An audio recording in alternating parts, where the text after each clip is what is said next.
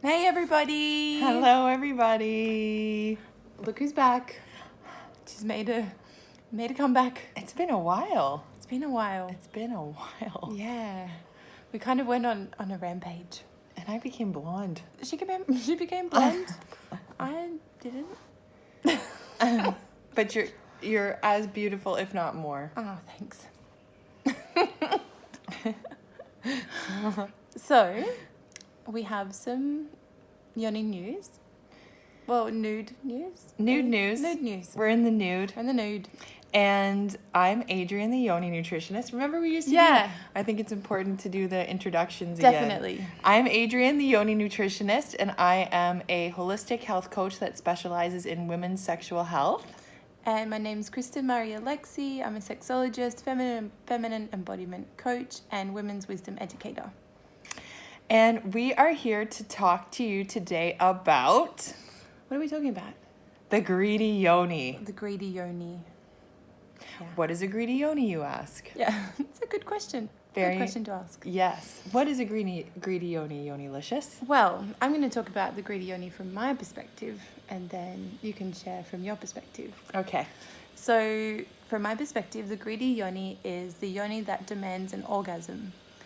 And we're all very well aware of the orgasm gap, and it makes sense that female-bodied individuals may feel owed an orgasm, but energetically it doesn't really help the situation. When we feel we're owed something in the bedroom, we tend to put expectations on our partner to perform, which can give them performance anxiety, and it can feed into this kind of idea of having to give and take rather than to just be in the experience in sexuality. So times where you may feel like you have a greedy yoni is when a lover may have come before you, had an orgasm before you, and you haven't had an orgasm yet. And sometimes what can happen is if our lover has had an ejaculatory orgasm before we've had an orgasm, their energy will change. And sometimes that energy, depending on what level orgasm they had, that energy is not cohesive with our energy. And what can happen is because we feel we are owed an orgasm, we can kind of have this demanding kind of energy and a greedy yoni that's like, give me something, give me an orgasm, penetrate me, fuck me till I come. And, you know, while there's the light side of that, there's also the shadow side. And the shadow side is pretty much making demands on our lover. The shadow side is expecting our lover to do something even when they're not feeling like it. We're not tuning into what the energy is of the situation and taking personal responsibility of that.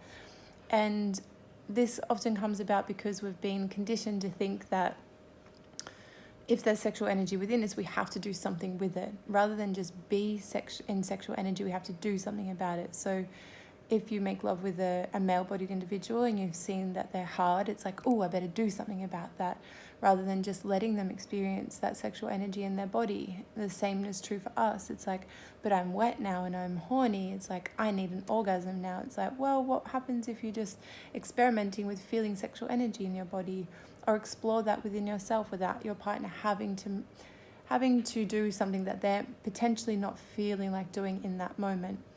That being said, it's a whole other topic if we're going to go into, circulating sexual energy so that we don't have orgasms before our partner, or so that if we do have an orgasm, it's not ejaculatory. If male body individuals have orgasms, and it's not ejaculatory, where they can kind of meet us in the same energy. So that's a little bit to digest on the greedy yoni from my perspective. I'm going to hand you over to the Yoni Nutritionist, and she's going to share about the greedy yoni from her perspective. Yeah, the greedy yoni is also a hungry yoni. Hungry for food, hungry particularly for sugar, because when our yonis are craving sugar, when we are craving sugar, that means that there is usually an imbalance of bacteria in our guts. And when we, any yoni havers experience any kind of recurring yoni infection, whether it be a UTI, a yeast infection, or bacterial vaginosis, that usually has something to do with our gut health. And when our yonis are craving, or when we are craving sugar, that is the imbalance of the bad bacteria in the gut that is actually craving it, and it's also known as candida. So that is where the greedy yoni can come in from a nutrition perspective, is that our yonis can be very greedy with what she wants to eat, with what she's craving. If she's craving chocolate, if she's craving sugar, if she's craving ice cream, carbs, salty foods like cheese and dairy or anything like that, there is a reason why our bodies are craving it. And usually it's because of the bad bacteria in our gut, which has a direct relation to our yonis and our yoni health. So the greedy yoni can also be a yoni that is suffering from recurring vaginal issues because of this imbalance in bacteria.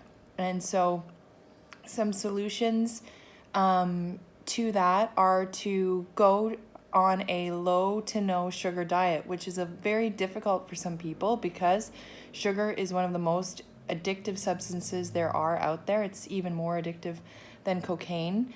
And but you know, the thing is with our yoni health, like, it starts from the inside, and it's an inside job. And in order to heal our guts, to heal our yonis, and to prevent it from being so greedy, is we need to sometimes do this work, and sometimes we need to eliminate or go low to no sugar, or try to eliminate the carbs and eliminate the starches and the bad things that are feeding the bad bacteria in our guts in order to heal. And it's a temporary solution for long-term results. And so that is the way that we can prevent our yonis from having these recurring health issues, is through nutrition and preventing it from being so greedy. I'd love to share my experience with that, if that's okay. Yeah. So for a very long time, I was on a low to no sugar diet. I was extremely disciplined with my sugar intake, and I had no yeast infections. I had like my candida levels tested, and I had the healthy balance, the healthy levels of candida. So it's like we all have candida, and there's like a healthy amount, and then there's like when there's an overgrowth, it's when that becomes an infection, right?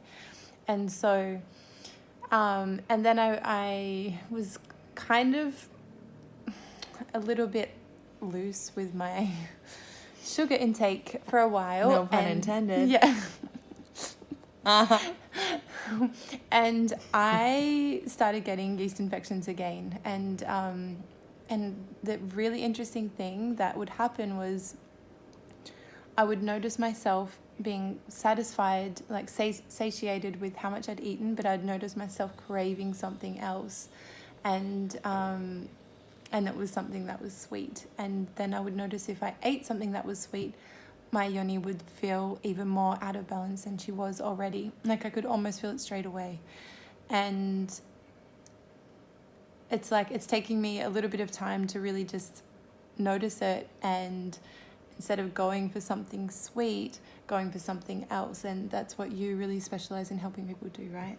Yeah, is knowing, okay, this is what I'm craving, but what are some of the alternative things that I can eat that will replace that? So for example, I'm craving peanut butter. Okay, peanut butter isn't good for candida because peanuts are a fungus.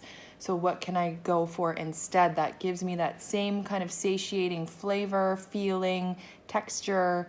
And one thing that I wanted to point out with you is that when you were craving the sugar and when you were, being a little indulgent on the sweets, is that you were eating desserts and foods that were in a natural sugar form. So it wasn't the raw, or it wasn't the processed and refined, like crap white sugar. It was like natural sugars and raw sugars and stuff like that. But this is the thing, when you struggle with candida or any kind of recurring yoni infection or issue, is that sugar is sugar. And it still does the same thing to the body, even though, for example, with fruit, it takes a longer time to digest and process in the body. It's processed in a different way than processed and refined sugar, but it's still sugar. And that's why it's so important that when you do struggle with any kind of recurring yoni issue, it's important to eliminate all sugar out of the diet, including processed and refined sugar, honey, fruit, natural sugars that come from dates and things like that. It's all sugar. It's an interesting conversation I had with a brother the other day who was saying that if you are kind of back in balance, the thing that can help with metabolizing, I guess, fruit sugars is to have single fruit. Yeah. It's as a single piece of fruit on its own. Yeah, a single piece, and like not mixing them up because the body gets confused and doesn't metabolize it as well. Is that right? Yeah, that's right. And it's all a part of food combining too, like eating fruits on their own. In the afternoon, for example, if you want to have a piece of fruit, just have it on its own, or in the morning, any time of day. But also it comes down to as well, like when you're mixing grains with carbs and proteins, you should always have grains separate from proteins. So you should keep proteins, fats, and vegetables together, and then having grains and vegetables together. So never mixing a protein and a grain, because the body kind of gets confused in the digestive process, and then some of it doesn't get digested properly. It can ferment in the gut and cause all kind of issues like gas and bloating, and all of this stuff ends up turning into sugar, which then feeds the bad bacteria, and it's like a cycle. Mm-hmm. So yeah, totally. Yeah, and it's all breaking that cycle. Yeah, it's breaking the cycle, and it's like, again, kind of the greedy yoni. It's like knowing and understanding the food combinations and what to put together, what works, what doesn't work for your body, because everybody's different. Mm-hmm. And then knowing how to eat fruit, for example, or how to eat proteins and fats, and combining them all together. So that's also really important. Mm-hmm. And that's something you help people do, hey? Yes, definitely. So beneficial to have somebody help support in that way. Yeah, because it's like everybody thinks they're eating healthy when, I'm having a piece of chicken breast with some quinoa and some broccoli, and then I'm having a piece of fruit for dessert. Actually. Or like a smoothie, for example. Oh yeah. When it's like mixing all the fruits together, and the body's like, what do I do? Yeah. So it's important to be educated and aware of these things and how it works for you and your body, and to prevent your yoni from having these recurring issues. That's my portion of the greedy yoni. Thank you so much. I'd love to ask you your experience, if you've ever felt the greedy yoni in the other sense, in the sexual sense. Yes, absolutely. Me too. Definitely. Mm-hmm. But it's, I don't know. Like it's just kind of depending on the chemistry and the connection with the person, and sometimes, the situation, it's just about sex, and sometimes it's more of a connection. But I definitely have experienced both, and my yoni, she's greedy.